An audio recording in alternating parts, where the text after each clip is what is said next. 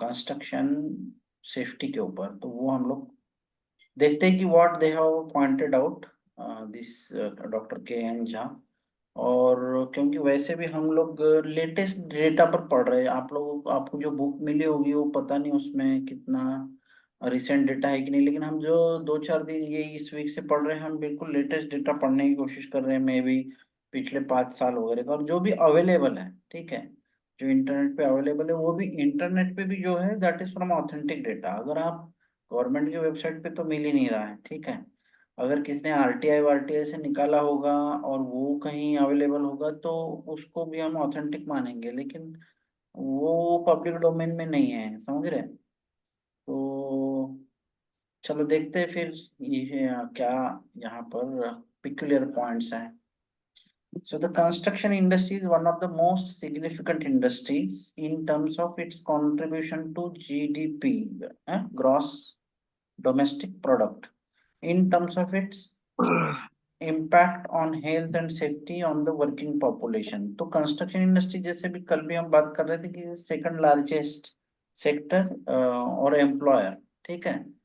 First one was, कल हम बात कर रहे थे, फर्स्ट वन वाज रेलवे, लेकिन कहीं मैंने पढ़ा है कि the first one is agriculture, ठीक है। उसमें एग्रीकल्चर में सबसे ज्यादा वर्कफोर्स काम करता है इंडिया में, उसके बाद कंस्ट्रक्शन इंडस्ट्री में काम करता है।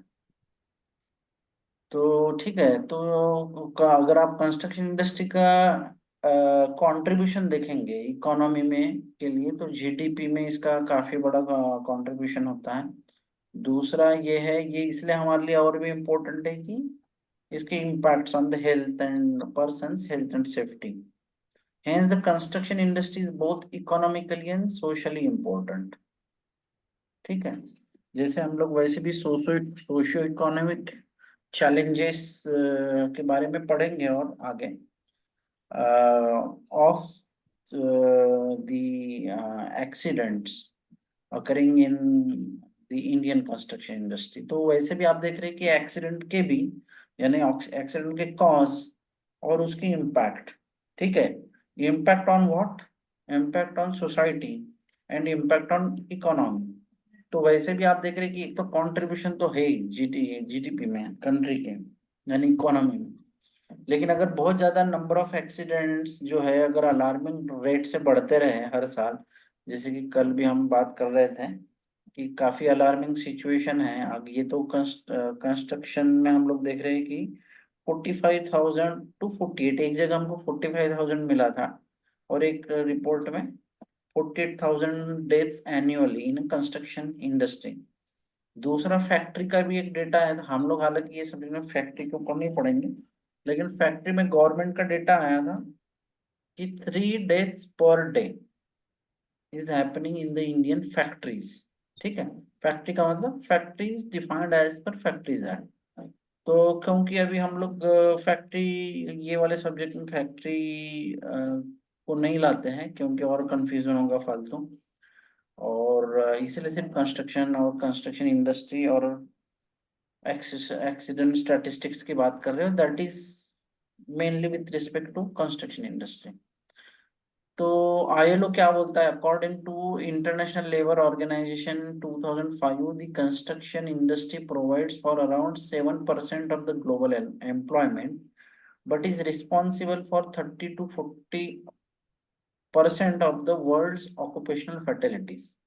एम्प्लॉयमेंट तो जनरेट कर रहा है कंस्ट्रक्शन इंडस्ट्री, लेकिन एक्सीडेंट भी वो 30 to 40% बोल रहा हूँ ऑफ द वर्ल्ड्स ऑक्यूपेशनल फर्टिलिटीज, यानी ऑलमोस्ट वर्ल्ड में जितने भी फर्टिलिटीज हो रही होगी ऑक्यूपेशनल, ऑक्यूपेशनल का मतलब कि और भी other than construction work places, ठीक है। फैक्ट्री आ गया और दूसरे भी माइंस वाइंस अंडरग्राउंड ये वगैरह काफी अदर, उसमें से 30 से 40% जो फर्टिलिटी या फैटल एक्सीडेंट है या डेथ है वो कंस्ट्रक्शन इंडस्ट्री में होगा, ये world. So construction accounts for 1 in every 6 fatal accidents recorded at work annually। तो आप यानी देख रहे हैं कि एक डेथ हो रही है in every 6 fatal accidents recorded at work annually, यानी एक एक साल में जो ये आप बात है रिकॉर्डेड की भी बोल रहे हैं कि जो रिकॉर्ड हो रहा है वो जो नॉट रिकॉर्डेड तो फिर वो सामने ही नहीं आएगा। ये सिर्फ जो भी डेटा है that was recorded and reported. और रिपोर्टेड में भी कल जैसे हम बात कर रहे थे कि most of the data are under reported. समझ रहे हैं, जो एग्जैक्ट पिक्चर है वो सामने नहीं आ रही है। About 30% of the construction workers in some countries suffer from back pain or the other musculoskeletal disorder. 30% of the construction workers।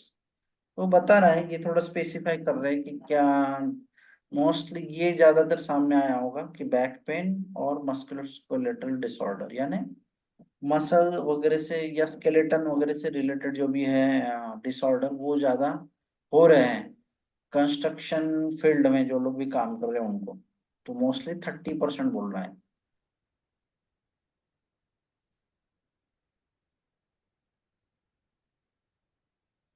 ILO reports that one fatal accidents occur every 10 minutes on construction site around the world। तो एक accident fatal accident हो रहा है every 10 minutes. ये 2013 के reference से बात कर रहे हैं, ठीक है। ये अभी बड़ा भी हो सकता है क्योंकि उस तरह से काफी डेवलपमेंट काम चल रहा है, तो ये रेट बढ़ भी सकता है।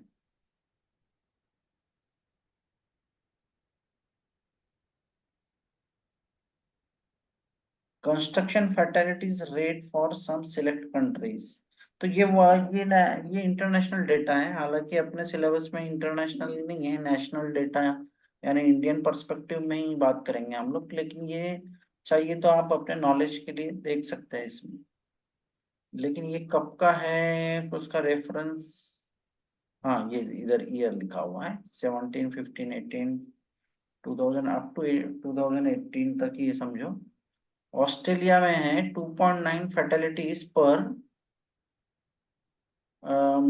मिलियन वर्कर्स ही बोलना पड़ेगा ना। ये कितना हुआ, 1, 2, 3, 4, 5 यानी 1 लाख वर्कर में 2.9 फैटेलिटीज हो रहा है। और जापान में 6.54, सिंगापुर में 3.1, यूनाइटेड किंगडम में 1.64, यूनाइटेड स्टेट्स ऑफ अमेरिका 10.10 और हांगकांग में 19.98। अगर इसमें हम देखें तो सबसे ज्यादा हांगकांग में हो रहा है पर 1 लाख वर्कर्स पर एनम। ये पर एनम एक साल का डेटा है। लेकिन इससे भी ज्यादा इंडियन कंस्ट्रक्शन इंडस्ट्री में हो रहा है, इसे हम लोग अभी काफी रिपोर्ट में पढ़े हैं एज पर ILO।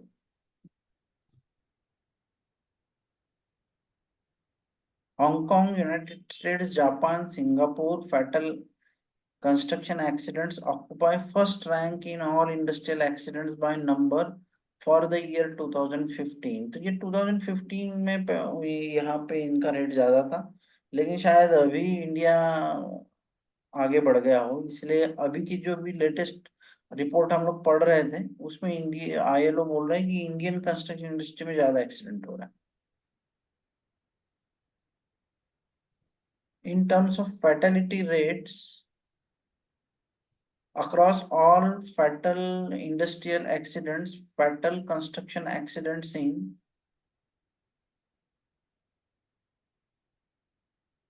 चलो पहले ये देख लेते हैं। United states fourth, Hong Kong first पे है देखो। यानी ये 2015 का है। हाँ अभी 5-6 सालों में और ये सब चीजें चेंज हो गई होगी।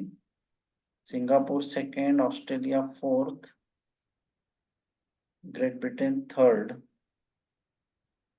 The Occupational Safety and Health Administration has reported that यानी OSHA 1 in 10 construction site workers are injured every year। Into अच्छा ये पढ़ लेते हैं। Fall hazards are the leading cause of injury at construction site।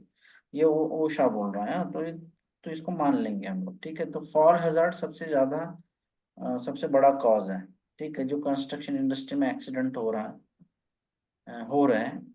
तो fall hazard is the leading cause, सबसे बड़ा cause यही है fall hazard. According to Bureau of Labor Statistics, there are roughly 1,50,000 construction site accident injuries each year। 1,50,000 construction, sorry, injuries. तो इसमें fatal, non fatal, near miss वगैरह सब, near miss accident हो गया, लेकिन फैटल नॉन फैटल इंजरीज पूरा आ गया इसमें, ठीक है। Falls make up the majority of the construction site accidents. Contact with the equipment was also significant causes of injury for workers. तो मेन रीजन तो ये है जो फॉल हैजार्ड की बात कर रहे हैं, और सेकंड है ये कांटेक्ट विद द इक्विपमेंट, ठीक है। जैसे कहीं अनसे अनगार्डेड मशीन होगा, मोटर होगा या मशीन होगा, उसमें हाथ चला गया है कुछ, एनीथिंग जो which falls in this category, contact with the equipment. Workers between 25 and 35 years old are the most likely to be injured in a construction site accident. तो ये एज ग्रुप भी उन्होंने बता दिया कि इस एज ग्रुप वाले लोग ज्यादा एक्सीडेंट हो रहा है इन लोगों का। Most construction site injuries involve construction workers back, spines and Trunks. इसका मतलब मस्कुलोस्केलेटल डिसऑर्डर है, ठीक है। बाद में national institute of occupational safety and health NIOSH reported in 2005 that 1,224 construction workers died on the job over the course of 1 year, making the construction industry the most dangerous industry in the country. तो ये काफी पुराना data है हालांकि, लेकिन यहाँ से हम वी कैन इन्फर दैट कि कंस्ट्रक्शन इंडस्ट्री काफी डेंजरस है, क्योंकि इसमें काफी इनफॉर्मल वे, इनऑर्गेनाइज्ड वे या काफी कैजुअल अप्रोच में काम होता है, समझ रहे हो सिस्टम। हाँ, आज की डेट में हम बात करें तो चलो सिस्टम है अभी, सिस्टम इन प्लेस जो है वो मैनेजमेंट सिस्टम वगैरह सब काम कर रहे हैं, सब लोग, आप लोग भी काम कर रहे हो, तो पता चल रहा है सिस्टम तो है, थोड़ा इम्प्लीमेंटेशन और एनफोर्समेंट का ही प्रॉब्लम है। बाकी इसमें इम्प्रूवमेंट आना चाहिए, वो भी हम देखेंगे कि 2023 में एक जगह मैं पढ़ रहा था, वही आपको दिखाऊंगा इसके बाद, कि 2023 में क्या करना चाहिए कंस्ट्रक्शन इंडस्ट्री ने to improve the safety at the construction sites.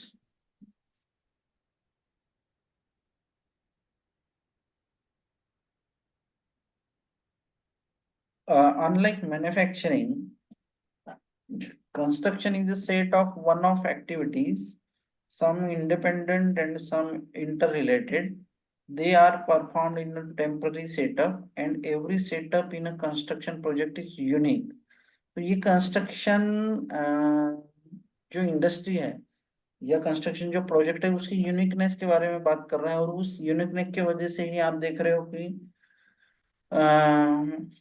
It is more accident prone industry, समझ रहे। जैसे अभी यहाँ देखो क्या बोल रहा है, changes in terms of resources, changes in terms of technology, site conditions, characteristics of stake holders, weather and climatic conditions. तो इस तरह की ये जो अगर आप फैक्टर देख रहे हैं, जैसे भी हमने, जैसे भी टेक्नोलॉजी बदल रही है, रिसोर्सेज का मतलब कि मैन मशीन और बाकी भी मटेरियल वगैरह उसमें चेंज हो रहा है, या बाद में आपका साइट कंडीशंस, समझ रहे हैं। अगर ग्रीनफील्ड प्रोजेक्ट है, ग्राउंडफील्ड प्रोजेक्ट है, न्यू चैलेंजेस है एवरी डे, आपको पता नहीं कि आज और नया what could be the causes for the accident. Characteristics of stake holder यानी उस प्रोजेक्ट में कितने लोग को इन्वॉल्व है, कितने लोग का मतलब पर्सन नहीं,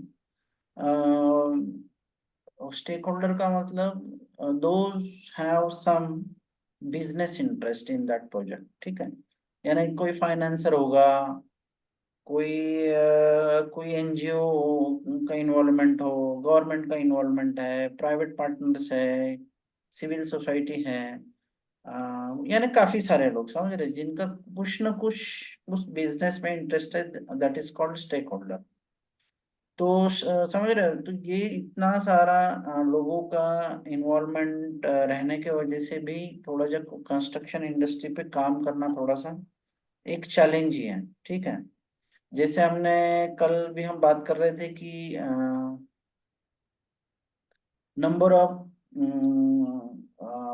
persons working on the construction site में usually they are not trained, ठीक है, they are coming from the poor background. दूसरा आप देख रहे हैं कि माइग्रेंट वर्कर्स हैं, दूसरे राज्य से आए रहते हैं, यानी there are number of challenges at the construction site.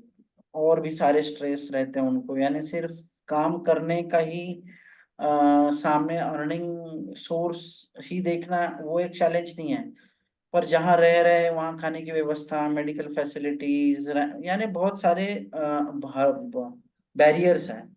वो हम लोग देखेंगे जब सोशियो इकोनॉमिक स्टेटस और चैलेंजेस पढ़ेंगे इसके बाद।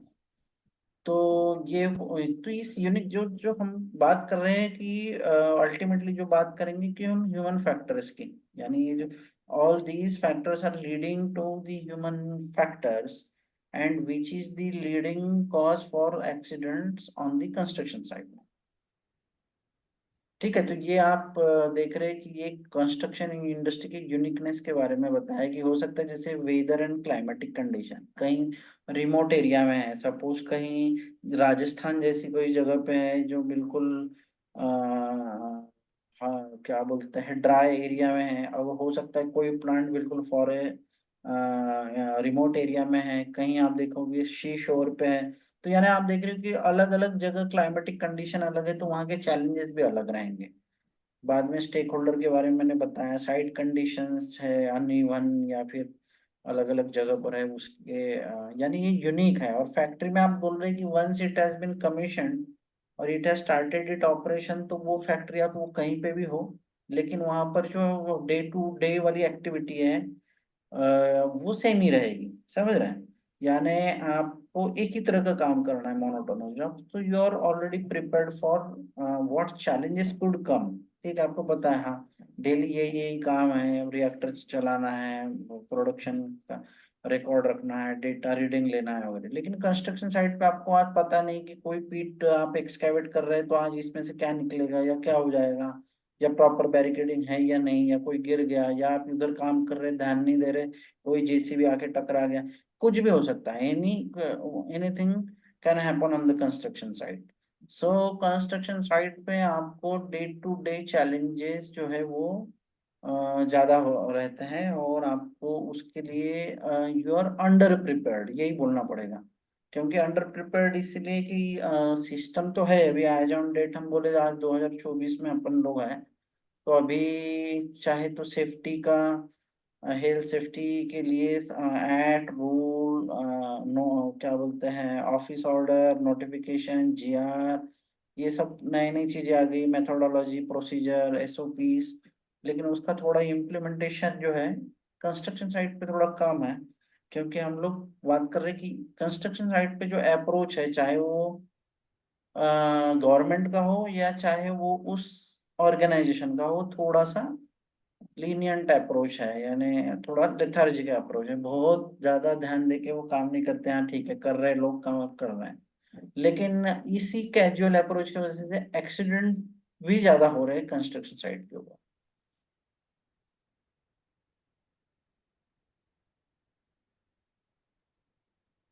A client would like to get his facility constructed repaired at the lowest expense।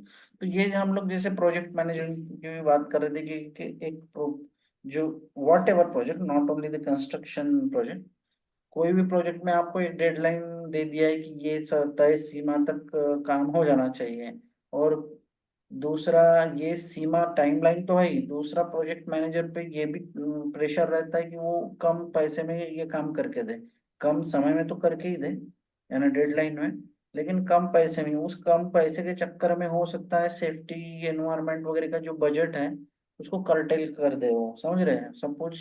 सभी डिपार्टमेंट के लिए एक बजट को एलोकेट किया जाता है, जैसे अपना फाइनेंशियल जो बजट होगा एक ऑर्गेनाइजेशन के पास, जो भी बजट होगा उस प्रोजेक्ट के लिए, तो उसमें सेफ्टी हेल्थ एनवायरनमेंट वगैरह के लिए भी कुछ ना कुछ बजट जो एलोकेट होता है। लेकिन हो सकता है वो बजट फुल्ली उसको यूज ना किया जाए, या फिर जो बजट एलोकेट किया है उसको कम कर दिया जाए, ये हो सकता है। ठीक है, क्योंकि अलग अलग प्रेशर है प्रोजेक्ट मैनेजर पे, कम समय में भी करना है, कम बजट में भी करना है, क्योंकि कंपनी चाहेगी कि 2 पैसा बचा दें हमें।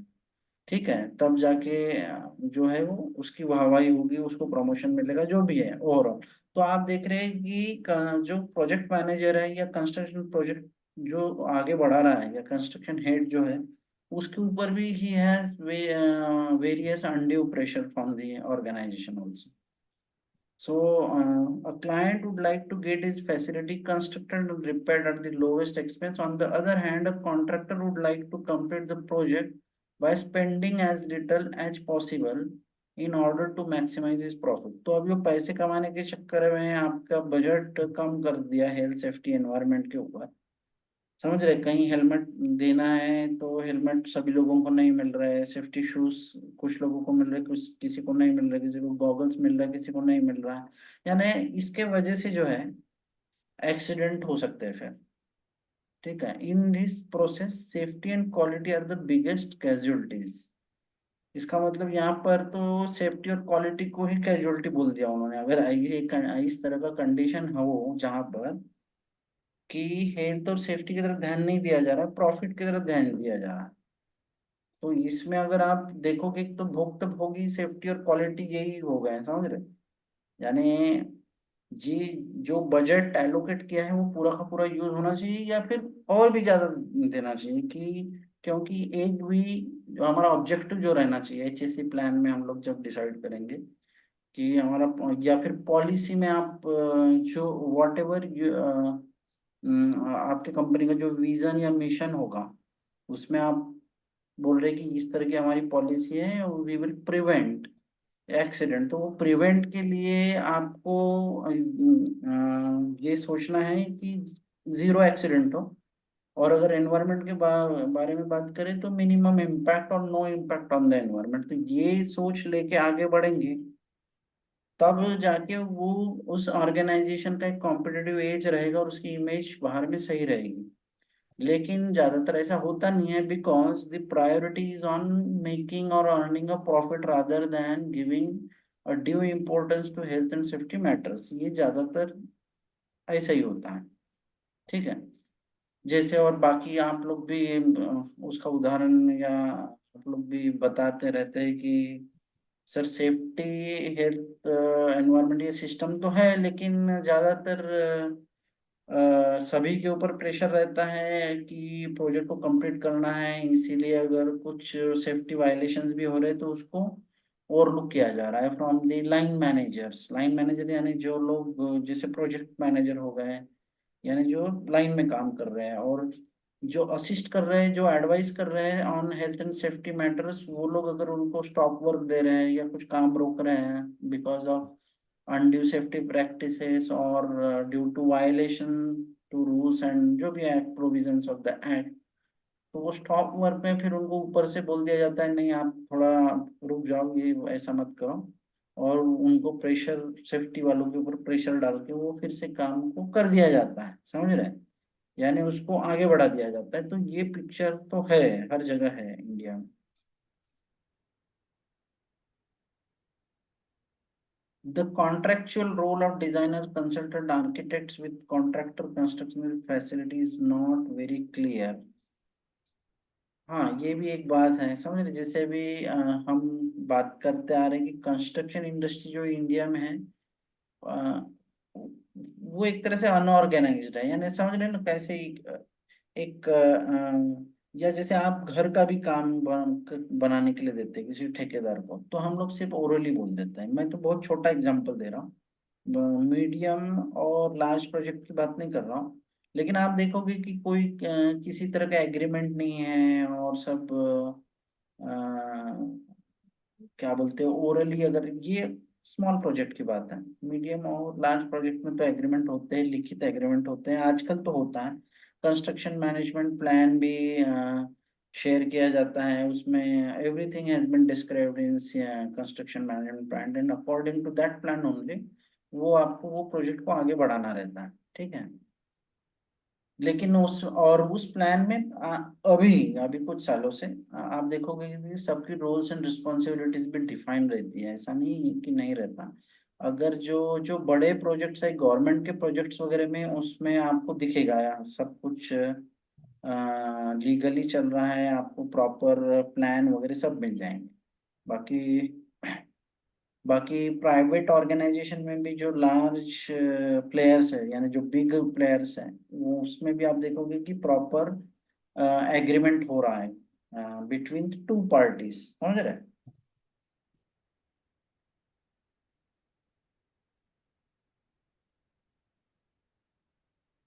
Construction industry, though important for many reasons, is also recognized to be the most hazardous. Construction accounts for most of the injuries next to mining industry. The frequency of occurrence of disabling injuries incurred by construction workers is roughly twice the frequency rate of other industries. The death rate is roughly 3 times that of other industries. तो यहाँ पे fatality सबसे ज्यादा हो रही है, समझ रहे हैं, कंस्ट्रक्शन इंडस्ट्री में as compared to other industries. Every year, almost 1 lakh workers are killed. Killed नहीं हुआ, died वगैरह लिखना चाहिए। Killed का मतलब on construction site, one person's killed every 5 minutes because of bad and illegal working conditions. ये killed की जगह died पढ़ो, ठीक है?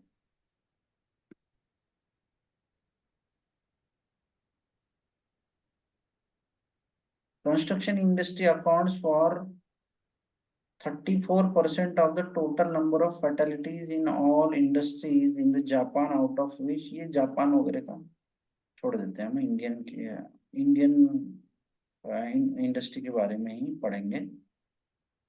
USA,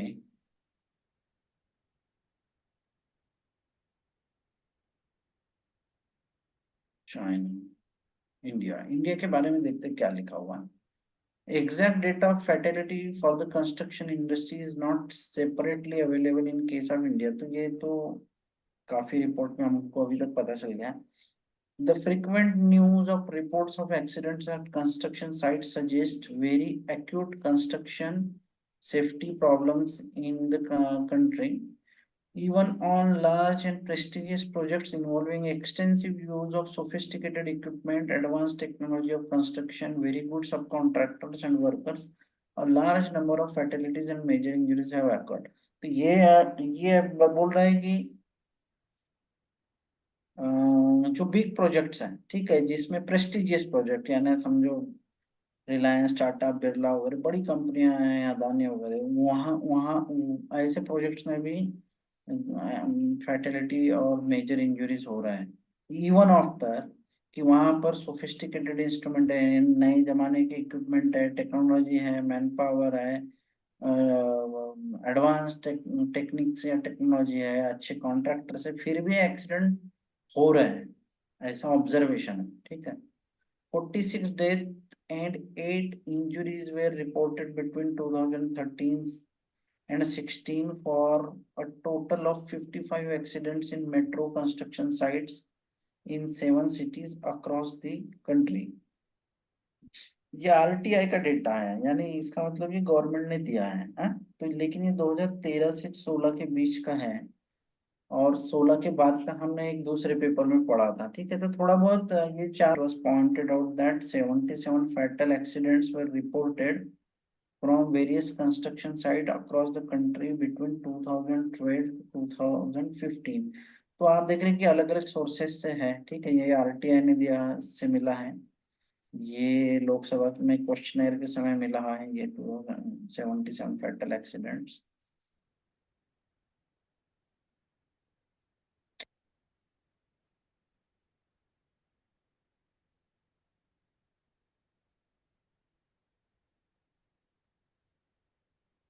They found that developing countries, including India, do not have reliable information on their occupational accidents due to lack of proper recording and notification system। और lack of proper recording और notification system, ये तो अब तो ठीक है, इसमें improvement आया है, चाहे वो कंस्ट्रक्शन इंडस्ट्री हो या फैक्ट्री हो। अब वो सिस्टम तो बन गया है कि जहाँ पर एक्सीडेंट इन्वेस्टिगेशन रिपोर्टिंग सिस्टम हर एक इंडस्ट्री में, एक चाहे कंस्ट्रक्शन प्रोजेक्ट हो उसमें रहना चाहिए। लेकिन कितना उसका सही तरीके से रिपोर्टिंग हो रहा है या अंडर रिपोर्टिंग हो रहा है, उसके ऊपर सवाल है। बाकी there is a system in place, system तो है अब आज के डेट में, तो बोलना पड़ेगा हाँ। विदाउट हैविंग दैट सिस्टम जो है कि कोई भी कंस्ट्रक्शन प्रोजेक्ट नहीं चल रहा है। एक प्रॉपर उसका रजिस्ट्रेशन करना पड़ता है हर एक कंस्ट्रक्शन प्रोजेक्ट का अंडर बीओसीडब्ल्यू एक्ट और रूल जो भी है, और उसके बाद आपका काम चल रहा है। और कंस्ट्रक्शन मैनेजमेंट सिस्टम को फ्रेम करने के बाद उसको इम्प्लीमेंट करते हुए आपको प्रोजेक्ट आगे बढ़ाना है। तो सिस्टम जरूर है, हो सकता है ये अंडर ये पुराना ऑब्जर्वेशन है। India does not report information for all industries including construction industries to ILO. हाँ, ये प्रॉब्लम जरूर है, क्योंकि आप देख रहे हैं कि इंडिया जो है वो आईएलओ को रिपोर्ट नहीं करता है एक्सीडेंट डेटा, या और भी बहुत सारी चीजें जो है आईएलओ को रिपोर्ट नहीं करता, बिकॉज कुछ कुछ कन्वेंशन वगैरह पे अभी भी जो इंडिया ने साइन नहीं किया हुआ है आईएलओ के। तो इसलिए आईएलओ के पास भी जो है whatever data ILO is getting from the India is maybe from the private surveys or private studies they are conducting through different NGO या दूसरे सोसाइटी वगैरह के मार्फत वो कुछ सर्वे करते होंगे, और वहां से जो डेटा आता होगा उसके ऊपर से वो डेटा पब्लिश करते हैं आया लोग। लेकिन गवर्नमेंट अपना डेटा जो है ये जो जो भी उनके रिपोर्ट करके आया होगा वो डेटा आईएलओ को नहीं देता है।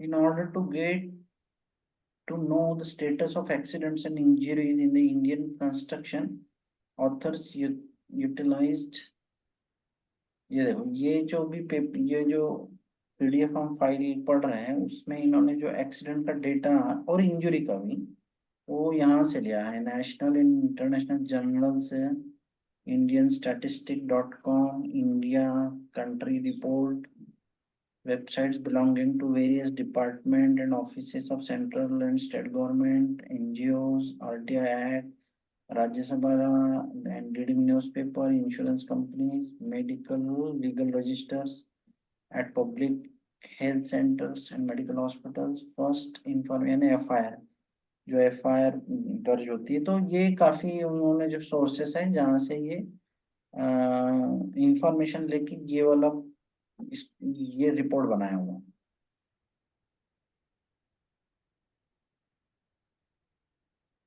तो कंस्ट्रक्शन इंडस्ट्री जो है that is second largest industry after agriculture by employing 35 million people, poised to become the largest employer by 2022, employing more than 75 million people।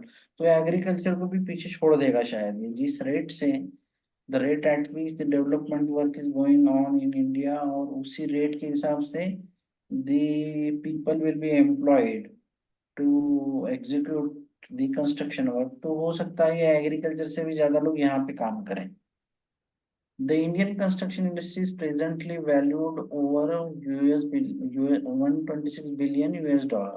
As per the second advance estimates of the for the year 2017-18, gross value added by the construction sector stood at 140 billion। अब तो आप देख रहे हो 2016 2017 से 18 के बीच में इतना पैसा जो है वो कंस्ट्रक्शन इंडस्ट्री से की तरफ से कंट्रीब्यूट हो रहा है इंडियन जीडीपी में 140 billion US dollar.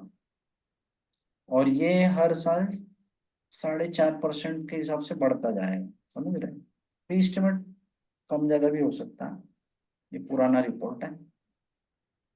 Size of the Indian construction industry is expected to be 1 trillion US dollar by 2025. India is expected to be the third largest construction market globally by 2030, with its contribution to GDP increasing by 15% by 2030। तो आप देख रहे हैं कि ये सीधा सीधा बढ़ने ही वाला है कंस्ट्रक्शन में, जो कंस्ट्रक्शन इंडस्ट्री का कंट्रीब्यूशन जो जीडीपी को है वो बढ़ेगा ही, और ये बोल रहे कि ऑलमोस्ट 15% कंट्रीब्यूट करेगा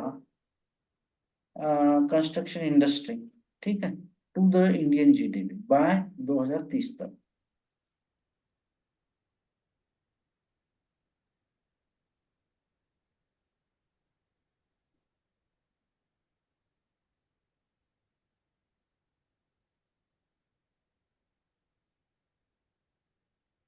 The Indian construction industry comprises 200 firms in the corporate sector. In addition to these firms, there are about 1,20,000 Class A contractors registered with various government construction bodies.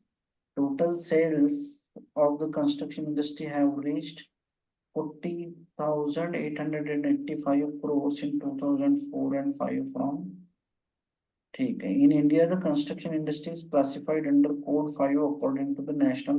चलो इसके बाद हम लोग एक और पेपर आपको दिखाता है जिससे हम लोग कंस्ट्रक्शन इंडस्ट्री में का जो सेफ्टी है उसके इम्प्रूवमेंट के बारे में बात करेंगे 2013 के रेफरेंस से, यानी ये 2023 या 2024 में, कि what could be the improvement, what should be the improvement in safety में। ठीक है, सेफ्टी में क्या इम्प्रूवमेंट हो सकता है इन इंडियन कंस्ट्रक्शन इंडस्ट्री। तो मैं अभी इसको स्टॉप करता हूँ और आपको दूसरा एक पेपर दिखाता हूँ।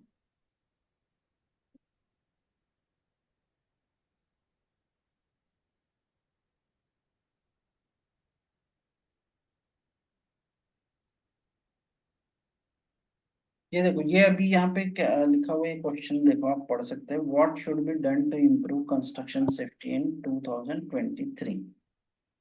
तो क्या चीजें पॉइंट आउट की है ये पढ़ते हैं यहाँ पर। So frequent and rigorous safety inspections of construction site by enforcement authorities are needed to prevent fatal and serious accidents। तो ये बोल रहे हैं कि जो गवर्नमेंट अथॉरिटीज हैं उन्होंने अपना एनफोर्समेंट और बढ़ाना चाहिए। Health and safety standards will receive a quantum jump when the project managers are under the threat of a visit by a statutory authority and possibly of a serious fines and prosecutions if they find poor health and safety condition। तो ये बोल रहे हैं कि government authority की तरफ से थोड़ा जो स्ट्रिक्ट तरीके से एनफोर्समेंट करना चाहिए जब वो फैक्ट्री या फिर कंस्ट्रक्शन साइट को विजिट दे रहे हैं, और जरूरत पड़ी तो ज्यादा फाइन और प्रोसिक्यूशन यानी कोर्ट केसेस वगैरह में भी इनको एम्प्लॉय को खींचना है, तभी जाके ये हेल्थ और सेफ्टी कंडीशन इंप्रूव हो सकती है।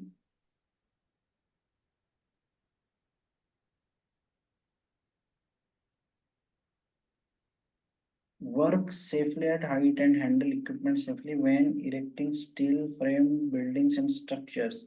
Construction companies should put in place safety practices like a dynamic risk assessment। तो ये भी एक चीज सामने आई है कि रिस्क असेसमेंट जैसे जिस तरीके से आप जैसे हीरा है, hazard identification, when HIRA is carried out.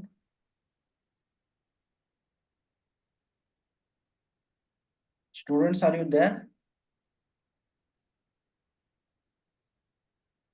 आठ यस पार्ट, सर। हाँ 8 पार्टिसिपेंट दिख रहे हैं क्लास में।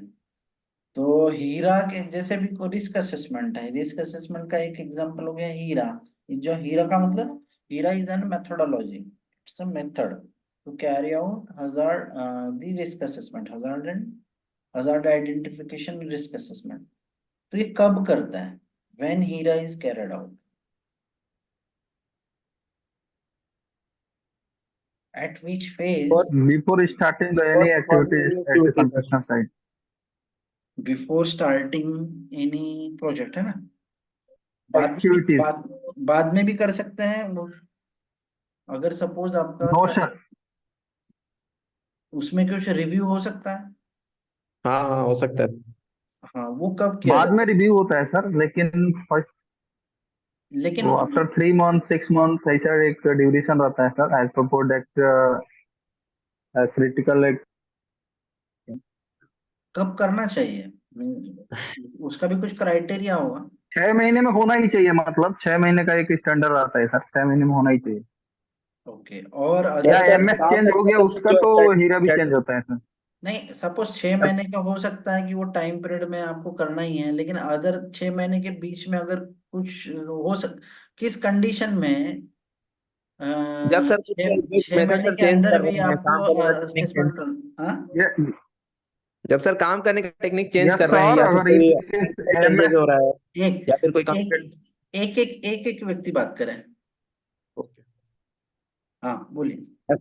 बोल रहा हूँ सर कि जब जैसे कोई सर मैकेनिज्म उसका अगर चेंज कर रहे हैं, कोई मशीनरी चेंज कर रहे हैं या फिर काम करने का कोई तरीका चेंज कर रहे हैं, तो उसमें सर हीरा भी चेंज होगा, रिव्यू होगा उसका। हाँ और तो सर या फिर कोई सर कंसर्न पर्सन अगर चेंज हो रहा है, इन द केस मतलब सर कोई कंपिटेंट अथॉरिटी वो चेंज हो रहा है, तो फिर वो उसमें भी चेंज करते हैं फिर। ऐसे तो सर हमारे यहाँ तो सर मंथली उसको करते हैं, आईएसओ का जो स्टैंडर्ड है उसके हिसाब से सर ईच मंथ हीरा को रिव्यू करना पड़ता है। अच्छा, और आसिफ ने आईएसओ के का रेफरेंस दिया, एक व्यक्ति ने बताया कि चेंज हो रहे, चेंजेस हो रहे तब, और और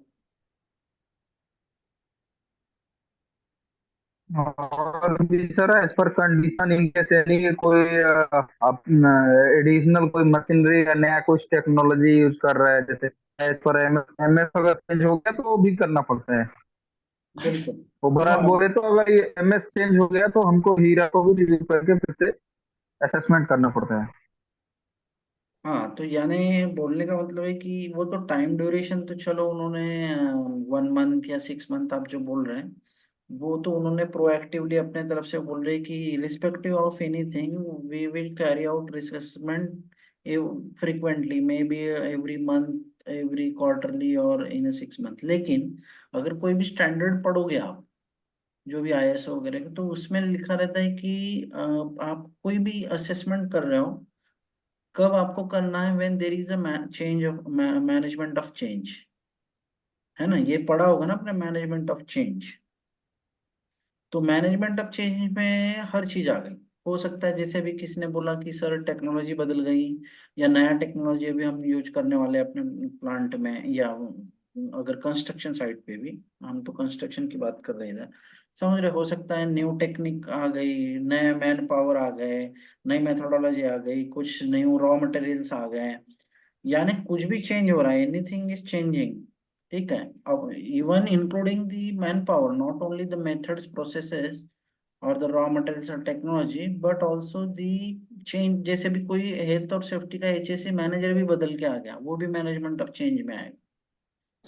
समझ रहे हैं? तो यहाँ जहां पर भी आपका चेंजेस हो रहा है, वेन एवर, हो सकता है 1 महीने में अगर 3 बार नई चीजें बदल, कुछ ना कुछ नया सिग्निफिकेंट चेंज हुआ है, छोटा मोटा नहीं, समथिंग सिग्निफिकेंट का मतलब विच में have means any changes which may have a significant impact on health and safety of a person working on the site। समझ रहे हो? हो सकता है ऑर्गेनाइजेशनल वो चेंज भी होगा सर तो वो भी काउंट करेंगे। हाँ ऑर्गेनाइजेशनल चेंजेस अगर होता है मतलब उस तो हाँ वो भी वो काउंट होगा उसमें भी। हाँ हाँ, बराबर बोले आप, मैनेजमेंट ऑफ चेंज में सब आ गया। अगर मैनेजमेंट ऑफ चेंज ये मेथड जो वर्ड है ना, इसको अगर आप और भी अच्छे तरीके से आईएसओ स्टैंडर्ड वगैरह में पढ़ोगे, तो उसमें उसको अच्छे से एलाबोरेट किया हुआ है, उसमें सब आ जाता है, एक वर्ड बोल दिए तो हर चीज आ गई उसमें। लेकिन आपको यहाँ पर मैं एक्चुअली, अगर आप उसके पीछे का उनकी जो सोच है वो ये है कि कोई भी चीज अगर चेंज हो रही है, चाहे वो टेक्नोलॉजी में हो, प्रोसेस में हो, मेथोडोलॉजी, उसका इम्पैक्ट अगर किसी न हेल्थ और सेफ्टी पे हो रहा होगा लोगों के, इसका मतलब क्या है, अगर चेंज होगा तो there could be a new potential hazards. ठीक है, कुछ चेंज हो रहा है, हो सकता है आपने वो एंटिसिपेट नहीं किया हो पहले, पहले आप सोच रहे थे कि ये वाली टेक्नोलॉजी है और इस तरीके से काम होगा, तो आपने उस तरह के हजार्ड को आइडेंटिफाई किया था, और बाद में उसका उसके लिए मिटिगेशन मेजर बनाए थे। लेकिन अभी अचानक नया डिजाइन चेंजेस हो गया, कुछ हो गया, ये हो, तो आपको फिर, और उस डिजाइन चेंज का हो सकता है कुछ ना कुछ इम्पैक्ट हो लोगों के ऊपर, जो लोग काम कर रहे हैं, या फिर एनवायरनमेंट पे, या फिर और एनर्जी एस्पेक्ट्स वगैरह पे, या और क्वालिटी वगैरह पे। क्योंकि आजकल दुनिया भर के मैनेजमेंट सिस्टम आ गए हैं, तो एक को करने जाओ तो दूसरे की रिक्वायरमेंट फुलफिल नहीं होती, फिर दूसरे की करो तो तीसरे की।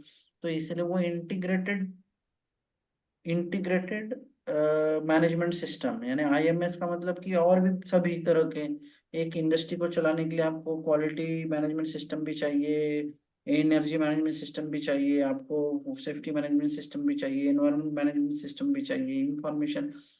तो इसलिए उसको आप बोलोगे कि एक चीज को आप सिंगल वर्ड में बोलोगे, इंटीग्रेटेड मैनेजमेंट सिस्टम। तो इसलिए अगर कुछ भी चेंज हो रहा है, और इस तरह का चेंज जिससे कि लोगों के सेफ्टी और से हेल्थ वगैरह के ऊपर कुछ प्रभाव पड़ रहा है, तो आपको फिर से रिव्यू करना चाहिए अपना हीरा जो आपने पहले बनाया था। समझ रहे? क्योंकि अब आपके पास नए प्रोसेस नया, अगर टेक्नोलॉजी चेंज हो रहा है तो आप उसको सोच और फिर से सोचोगे कि ये किस तरह का टेक्नोलॉजी है। आप थोड़ा ब्रेनस्टॉर्मिंग करोगे, इसका क्या इम्पैक्ट हो सकते हैं जो लोग काम कर रहे हैं उनके ऊपर, उस विसिनिटी में काम कर रहे हैं, या फिर ओवरऑल साइट में जो लोग काम कर रहे हैं उसके ऊपर। तो आपको हर बार हीरा को रिव्यू करना पड़ेगा whenever there could be any changes which will have impact। अगर जिसमें बहुत ही मिनिमल इम्पैक्ट है, आपको लग रहा है नहीं इससे कुछ फर्क नहीं पड़ने वाला है, छोटा इम्पैक्ट है ये, और this the company can tolerate such change, and it may not have that much significant impact on health and safety of the people person and also on the environment, तो तब आप बोलोगे कि जरूरत नहीं है। लेकिन सिग्निफिकेंट चेंजेस हो रहे हैं तब आप हीरा को क्या करेंगे, रिव्यू करेंगे। इसलिए यहाँ पे वर्ड है डायनेमिक। ये जो डायनेमिक का मतलब है कि भैया वो ऐसे स्टैटिक नहीं है कि बस एक बार बना दिए और फाइल में पड़ा है, क्योंकि अपने को पता है कि हाँ एक रिक्वायरमेंट है इसलिए इसको बना के रख दो, बाद में कभी देखना नहीं। डायनेमिक का मतलब कि हरदम कुछ कुछ चेंजेस हो रहा है तो आपको असेसमेंट करना है। समझ रहे? डायनामिक रहना चाहिए बिल्कुल, जब जब जब जरूरत पड़ी तब तब करो। पर मेनली तब करना है, स्टैंडर्ड ये बोल रहा है कि जब कोई सिग्निफिकेंट चेंज हो रहा है तब। हाँ सर एक मिनट सर, एक minute, can I ask one thing sir regarding the dynamic risk assessment? Sir हाँ। ये actually if a question are asking that कि what is the different dynamic risk assessment and हीरा हीरा तो क्या answer होगा sir? नहीं नहीं नहीं, देखो हीरा या राइट आंसर होंगे सर ऐसे अगर पूछते हैं तो? ये डायनामिक तो उसका नेचर की बात कर रहा है। बाकी आपका जो मेथोडोलॉजी है रिस्क असेसमेंट का, वो मेथोडोलॉजी को हीरा ही बोलते हैं। जितने भी आप सेफ्टी के लिटरेचर पढ़ोगे, बुक्स वगैरह पढ़ोगे, उसमें वही वर्ड है आपको HIRA, hazard identification and risk assessment. लेकिन यहाँ डायनेमिक का, ये डायनेमिक का हम्म, मतलब एक तरह से काइनेटिक, यानी बिल्कुल वो कुछ ना कुछ आपको यानी बना के नहीं रखना है, कुछ ना कुछ करते रहना है उसमें, उसको रिव्यू करना है, उसको उसमें कुछ चेंजेस करते रहना है, उसको देखना है कि देखो क्या होता है उसमें। कि suppose you have identified one of the activity, और आपने किसी का हजार्ड आइडेंटिफाई किया, हाँ, और बाद में आपने उसका रिस्क भी आइडेंटिफाई किया कि हाई रिस्क है। हाई रिस्क होने के बाद आपने you have provided some mitigation measure, और मिटिगेशन मेजर आपने प्रोवाइड यस किया। सर। और अभी now you are waited for a 6 month. 6 month का मतलब कि आपने for a 6 month you have implemented some safety measures. जैसे कि हमने बात की कि 95 यस। डेसिबल के ऊपर में अगर नॉइज जा रहा है तो आप what ever safety measures you will provide, जैसे ईयर प्लग, ईयर बड्स वगैरह जो भी है आप प्रोवाइड कर रहे हैं। तो आप यू विल एयर वेट मॉफ, for yes may be, yes. You will wait for may be a 6 month, जब आप अब रिव्यू करना whenever you are reviewing HIRA for the next time, may be after 6 month, जैसे कि आप hmm. बाकी लोग बोल रहे थे, then at that time you will again look for the effectiveness of the safety measures you have taken earlier। यानी आपने जो पहले सेफ्टी मेजर लिया था कि सेफ्टी क्या बोलते हैं, ईयर प्लग और ईयर मफ वगैरह आपने प्रोवाइड किया, तो उसका कुछ फायदा हुआ या नहीं? अगर हुआ होगा तो आप बोल सकते हैं कि हाँ यहाँ पे कुछ इम्प्रूवमेंट हुआ है। दूसरा, और भी आपने एडमिनिस्ट्रेटिव भी, ये तो इंजीनियरिंग कंट्रोल होगा, और हाथ में और कुछ भी एडमिनिस्ट्रेटिव कंट्रोल लिया होगा हम यस लोग। यस। मैं यहाँ पर अभी मैं जो आपको एग्जांपल दे रहा हूँ ये नॉइस नॉइस कंट्रोल के लिए बात कर रहा हूँ। ये only one of the example to understand. और अगर आपको लगा कि हाँ इम्प्रूवमेंट हो गया, तब जाके आप नेक्स्ट 6 मंथ्स के लिए हो सकता है कि वो रिस्क को कम कर सकते हैं। आप बोलोगे कि now this risk is tolerable and acceptable. तब हो सकता है कि आप यस जब जो सेफ्टी मेजर अगले 6 मंथ के लिए दे रहे हैं आपके हीरा में, उसको जब रिव्यू कर रहे हैं, तो हो सकता है कि आप उसका रिस्क रैंकिंग को घटाएं, कम करें। और कम करने की वजह से आप और जो भी मिटिगेशन मेजर देंगे वो भी थोड़ा आपको कम देना पड़ेगा। इसका मतलब आपका बजट कम हो जाएगा। समझ रहे? बजट कम हो जाएगा। हो सकता है आप रोटेशन करें वर्कर लोगों का। तो ये मैं एक एक्टिविटी की बात बता रहा हूँ। ऐसे कई एक्टिविटी हो सकती है, क्रिटिकल एक्टिविटी, जो आप पहले स्ट्रिगनेंट सेफ्टी मेजर्स दे उनको 6 मंथ्स के लिए, और बाद में आपको लगा कि हाँ मैंने काफी लिमिट कर दिया है, कंट्रोल में ला लिया है इस चीज को, और अभी यहाँ का रिस्क काफी कम हो गया, तब जाके आप उस पर रिस्क रैंकिंग कम करेंगे, तो फिर मिटिगेशन मेजर भी कम आपको लेना पड़ेगा। तो आपका बजट जो है सेफ्टी का वो थोड़ा कम हो जाएगा, क्योंकि अपना अल्टीमेट ऑब्जेक्टिव वही है कि हमको रिस्क भी कंट्रोल में रखना है, और कंपनी का जो बजट है, पैसा है, उसको भी बचाना है। इस तरीके से आगे बढ़ना पड़ता है। लेकिन यहाँ पर डायनामिक रिस्क असेसमेंट और हीरा, हीरा ही एक मेथोडोलॉजी है। दूसरा हैजोप है, हैजोप वगैरह तो वो प्रोसेस इंडस्ट्री के लिए हजार्ड एंड ऑपरेबिलिटी स्टडी, और वो that is usually carried out eight during operations, not during the construction phase. Construction phase में जो भी आप हजार्ड आइडेंटिफिकेशन और रिस्क असेसमेंट करते हैं उसको हीरा बोलते हैं।